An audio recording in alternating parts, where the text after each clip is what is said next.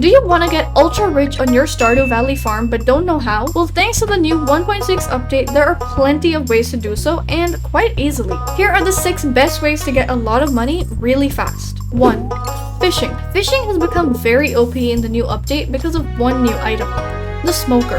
Putting a fish in the smoker gives you 2 times the price of the fish you caught. Now the question comes, which is the best fish to catch? And that would be the lava eel, which you can find in the mines on floor 100 or in lava lakes in the volcano. The best bobbers for lava eel are trap and cork bobbers. And as for bait, after catching a few lava eels, you can put one inside a bait maker, which makes specific bait targeted for any fish you put in, which means you can have specific lava eel bait, which can definitely come in handy. Also, all these bobbers and baits only increase the chance of you finding the eel, and it's not a must and can definitely be caught without it too. It can also help to eat food that gives you a fishing buff to help. A great investment after getting a few lava eels is to put them in the pond. This way you can instead fish out your pond on the farm and get roe, gold, cave jelly, or magma geodes. You can get 1400 G for putting the base lava eel in the smoker. However, with the angler profession, you can get more than 2000 per eel. Now, although the lava eel is definitely an expensive fish, there is a higher tier, legendary fish too. These can be found in the exact same locations as normal legendary fishes, except they only spawn when you start one of Key's challenges from Ginger Island. The difference between the two is that legendary fish 2 can be caught more than once, and they both cost the same. So, a much more profitable way to use the smoker is to start Key's challenge, save one of each fish for his challenge if you wanted, and then put the rest that you find in the smoker. Unfortunately, you can't put any legendary fish in the pond. The Legend 2 is the most expensive fish, which, after you put in the smoker, can be sold for a whopping 31,000 with the angler profession, which is honestly not too bad. 3.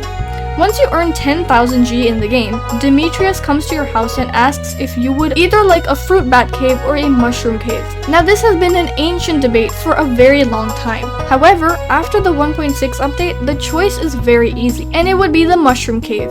This is because picking the mushroom cave comes with a dehydrator, which gives you product where it gives 7 times the base price of either fruits and mushrooms. And this is really OP because 6 mushrooms are produced every other day. You might argue that fruits are a better option since they're produced every day. And while that's true, it's also important to consider that it takes 2 to 3 days for the fruit jelly to be produced. So the mushroom cave is a far better option, especially with the fact that the dehydrator comes with it for free, which would otherwise cost you 10,000 G for the recipe. Along with mushrooms, you can also put grapes in the dehydrator to make raisins. Usually grapes were not looked on as a profitable crop. However, raisins can be sold for 600 G each. If you have the greenhouse unlocked, you can plant a few raisins in there, and within 10 days, you will have your first harvest. 3. Speaking of the greenhouse, if you have it unlocked, the best 2 crops to put in there are starfruit and ancient fruit seeds.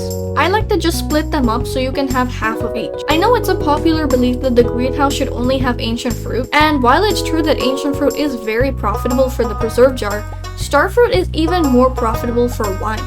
With the base skill, ancient fruit jelly sells for 1,150 G, whereas starfruit wine at its base price sells for 2,250 G.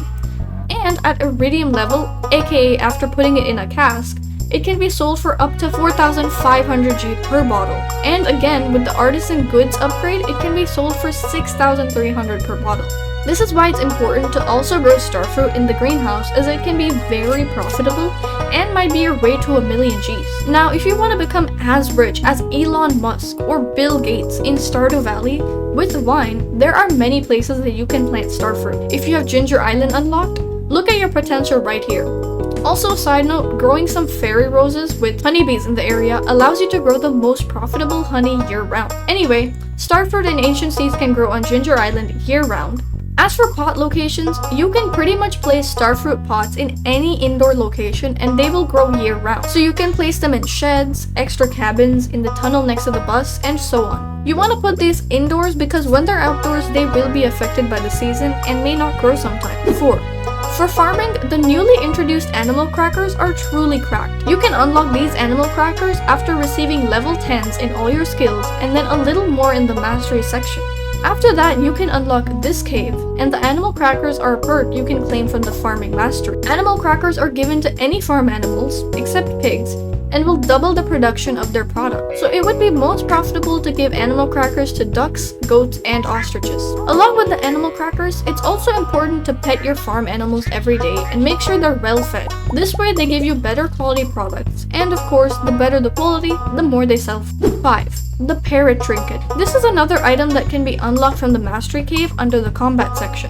The Parrot Trinket can be found through killing enemies and breaking chests and barrels in the mines, and its trait is to find money while you're in the mines killing mobs.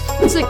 Selling radioactive bars. Radioactive nodes can be found in the mines or in the Skull Cavern after changing it to the dangerous mines. Smelting 5 ores gives you 1 radioactive bar, which sells for 3000 G each.